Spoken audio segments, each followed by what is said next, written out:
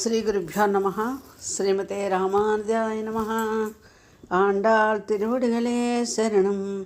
நீலாதுங்கஸ்தனகிரிதடீ சுப்தமுத்போஜ்ய கிருஷ்ணம் பாரார்ஜம் ஸ்வம் ஸ்ருதிசதசிரசித்தமஜ்ஜாபயந்தி சோச்சிஷ்டாயாம் சஜனிகலிதம் யா பலாத்கிருத்ய புங்க்தே கோதா தஸ்யை నమః భూయ ఏవాస్తు భూయః.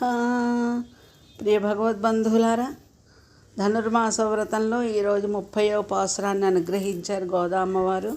ఈ రోజుతో ఈ ధనుర్మాస వ్రతము సమాప్తమవుతోంది.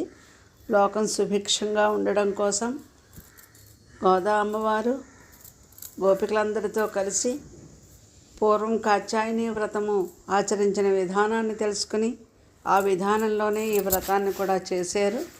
ఇది 30 రోజుల పండగ, 30 రోజుల వ్రతము. ఇది ఈరోజు పాసురాన్ని ఫలశ్రుతి పాసురము అంటే ఈ వ్రతం చేయడం వలన వీళ్ళకి కలిగినటువంటి ఫలితం ఏమిటి. 29 రోజులు వ్రతం చేసి 29వ రోజున స్వామి యొక్క భోగాన్ని అనుభవించారు కదా. నిన్నటి రోజున ఒక కోరిక కోరి వారు భగవంతుణ్ణి విజ్ఞాపనం చేశారు. వారు కోరిన కోరిక ఏంటంటే స్వామినే భర్తగా పొందాలనేటువంటి కోరిక. బాహ్యంగా మన ఆత్మకు భగవంతుడే భర్త. భర్త అంటే భరించేవాడు అని కదా. భార్య అంటే పరుని కొరకై పరుని చేత నియమింపబడి ప్రవర్తించేది ఆత్మ. ఆత్మకు భార్యకు సమానమైన లక్షణాలు ఉన్నాయట. 6 రకాల స్వరూపం ఉంటుంది భార్యకు. వివాహిత అయి పతివ్రత అయిన స్త్రీకి 6 లక్షణాలు ఉంటాయి. అతనితో తప్ప ఇతరులు ఎవరితోనూ ఏ సంబంధము లేక అతడే రక్షకుడు అనే ఆలోచనతో అతను తప్ప వేరొకరు అనుభవింపదగిన వారు కాక అతని యొక్క కలయికే ఆనందంగా కలిగి ఉండి అతని యొక్క ఎడబాటే దుఃఖంగా కలిగి ఉండి అతడే అన్ని పనులు తను చేయిస్తున్నాడు అని ఉండే ఆమె భార్య. ఆ స్వరూపం మన ఆత్మకు సిద్ధించాలి. బాహ్యమైన సంబంధాలకు భార్యాభర్తృ సంబంధం అది కాదు. ఇక్కడ ఆంతరమైన మానసికమైనటువంటి సంబంధం ఆవిర్భవించాలి. స్వామి భర్త, మనము భార్య అంటే మనము అతని చేతనే నిర్వహింపబడి అతని కలయికకే ఆనందంగా అతని ఎడబాటే దుఃఖంగా అతడే రక్షకుడుగా అతనికి తప్ప వేరొకరికి చెందని వాళ్ళుగా మన భావన మనసులో కలిగితే అటువంటి ఆత్మ పరిశుద్ధమైనటువంటిది. అప్పుడు జీవితం ప్రశాంతం అవుతుంది. ఏ కోరికలు ఉండవు. వాడే చేయిస్తాడు అని నిబ్బరంగా ఉంటాడు. అంటే తనపై తన భారం ఉండదు. ఆ స్థితి కలిగిన నాడు మనం ఏ అనుభవాన్ని అనుభవిస్తామో ఆ అనుభవాన్ని పొందింది నిన్నటి రోజున గోదాదేవి. ఈనాడు ఈ పాసురం చదివిన వారికి ఫలం చెబుతూ, ఒకవేళ మీరు ఈ వ్రతం చేయలేకపోయినా ఈ 30 పాసురాలు వదలకుండా చదివితే చాలు, నేను వ్రతం చేసి పొందిన ఫలితాన్నే మీరు పొందుతారు అని ఆండాళ్ళమ్మ మనకి ధార పోసింది. ఆమె ఎంత ఉదారరాలు. ఈ తిరుప్పావై కేవలం ఉపనిషదర్థాలకి రహస్యాలన్నిటికీ సంకేతంగా ప్రతీకగా నిలిచి ఉంటుంది.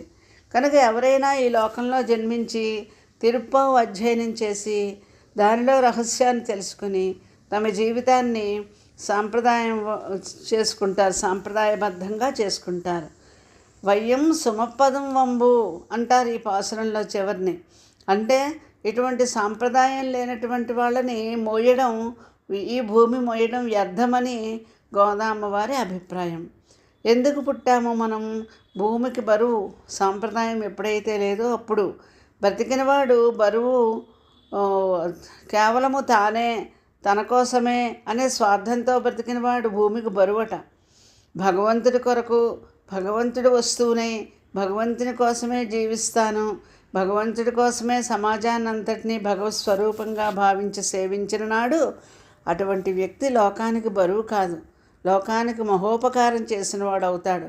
అలాంటి స్థితి మన లోపల కలగాలని ఆండాళ్ళ తల్లి వ్రతం చేసి ఈ వ్రతాన్ని సమాప్తి చేస్తూ ఈ కింది విధంగా చెప్తోంది. పాసురు విన్నపం చేసుకుందాం. నీలాతుంగస్తనగిరితటీ సుప్తముద్భోజ్య కృష్ణం పారార్జం స్వం శృతిశిరసిద్ధమజ్జాపయంతి स्वोच्छिष्टाया सृजनगलितं या बलात्कृत्य भुङ्क्ते गोदा तस्यै नमेदमिदं भूय एवास्तु भूयः। कर्कटे पूर्वफल्गुन्यां तुलसीकाननोद्भवां पाण्ड्ये विश्वम्भरां गोदां वन्दे श्रीरङ्गनायकी। பாசுரம். வங்கக்கடல் கடையந்த மாதவனை கேசவனை திங்கள் திருமுகத்து சேலியார் செய்நிரஞ்சி அங்கப்பறை கொண்ட வார்த்தை அணிபுதுவை பைங்கமல தட்டரியன் பட்டர்பினான் கோதை சொன்ன செங்கத்தமிழ மாலை 30 தப்பாமே இங்கு இப்பரிசுரைப்பார் ஈரண்டு மால்வரை தோள் செங்கல் திருமுகத்து செல்வத் திருமாலால் எங்கும் திருவருள் பெத்துயும் புருவேலோரும்பாவாய்.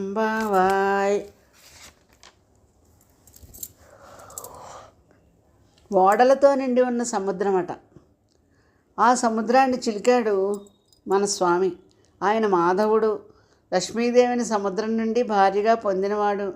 ఆనాడు సముద్రాన్ని మధించేటప్పుడు అమృతం కోసమని ఆయన కేశాలు ఊగుతూ ఉంటే ఆయన అందరూ కేశవ అని పిలిచారు. ఆనాడు లక్ష్మీదేవిని పొందితే మాధవ అన్నారు. అలా సముద్రాన్ని మథనం చేసినటువంటి స్వామిని గోపికలు ఆనాడు వెళ్ళి చేరి స్తుతించి పరై అనే వాద్యాన్ని పొందారు. ఆ పొందిన కథను తాను ఎరిగి దాన్ని తాను కూడా పొందింది ఆండాళ్ళు. ఎలాంటి వారు ఈ గోపికలు? చంద్రుడు వంటి దివ్యమైన ప్రకాశభరితమైన ముఖాలు కలిగిన వారు, విలక్షణమైన సుందరమైన ఆభరణాలు కలిగిన వారు. ఈ రెండూ ఉండాలి. ముఖానికి ఆభరణాలు కూడా ఉండాలి. ముఖం అంటే సూర్యుని వైపే ఆభిముఖ్యమయ్యేది తామర, భగవంతుని వైపే ఆభిముఖ్యమయ్యేది మన హృదయ కమలం. అలాంటి ముఖము కలవారు. మరి ఆభరణముల ప్రకాశవంతములైనవి ఏమి ఆభరణములు? భగవద్ అనుగ్రహం చేత లభించిన జ్ఞాన భక్తి వైరాగ్యాలనే ఆభరణాలు కలవారు. అలాంటి వారు ఆనాడెప్పుడో జరిగిన కథను తీసుకుని ఆ వ్రతాన్ని తాను ఆచరించి దానిని మనకు అందించింది. ఆమె శ్రీవిల్లిపుత్తూరులో జన్మించింది కనుక ఆమెను పుదువై పట్టర్పిరాన్ కోదై అంటారు. పుదువై అంటే శ్రీవిల్లిపుత్తూరు. అక్కడ వారి తండ్రి గారు పట్టర్పిరాన్ అంటే భట్టనాథులు. ఆయన పిల్ల కోదై అంటే గోదాదేవి. ఆమె పాడింది పాటలు. ఈ తండ్రి గారికి ఎప్పుడూ మెడలో తామర పూసల మాల ఉంటుంది. తామర పూసలు ఎందుకు ధరిస్తారంటే తామర పువ్వు జగత్తుకంతటికీ మూల కారణమైనటువంటి బ్రహ్మగారికి జన్మస్థానం. అనగా తామర పువ్వు యొక్క విత్తనం ఎక్కడుంది? భగవంతుని యొక్క నాభి స్వామి. కాబట్టి వక్షస్థలమందు తామర పూసల మాల ధరించడం అంటే హృదయంలో భగవంతుణ్ణి ధరించడం అన్నదానికి ప్రతీక. భగవంతుని చేత సృష్టింపబడిన బ్రహ్మకు నివాసస్థానమైన తామరలో పుట్టినటువంటి పూసలను తాను ధరిస్తే జగత్తంతటికీ విత్తనమైనటువంటి భగవంతుణ్ణి ధరించామనే భావము అందాలని తామర పూసల మాల ధరిస్తారు. అలాంటి మాల ధరించినటువంటి స్వామి భట్టనాథుడు. ఆయన కుమార్తె ఆండాళ్ళు. ఆమె తమిళ భాషలో అనగా ద్రావిడ భాషలో ఈ 30 పాసురాలను పాడింది. ఇవి ఈనాడు లోకమంతా ప్రశస్తమైనవి, ప్రశంసించినది. ఈనాడు కూడా అలా వ్రతం చేయలేకపోయినా 30 పాసురాలు తప్పకుండా ఎవరు చదువుతారో వారికి సర్వేశ్వరుడు తన 4 భుజాలతో 4 పురుషార్థాలు ప్రసాదించి ఇక్కడ అక్కడ కూడా అంటే ఈ లోకంలో ఆ లోకంలో కూడా శాశ్వతమైన ఆనందాన్ని పొందేలాగా అనుగ్రహిస్తాడు అని ఆండాళ్ళు ఈ పాసురంలో ఫలశ్రుతి చెప్పి లోకానికి తాను చేసినటువంటి వ్రతాన్ని ధారపోస్తూ ఈ వ్రతాన్ని పరిసమాప్తి చేసింది. స్వస్తి స్వోచ్చిష్టమాలికాబంధ గంధబంధుర జిష్ణవే విష్ణుచిత్తతనూజాయై గోదాయై నిత్యమంగళం మాదృశా కించన త్రాణ బద్ధకంకణపాణయే విష్ణుచిత్తతనూజాయై గోదాయై నిత్యమంగళం. లోకాః సమస్తాః సుఖినో భవంతు.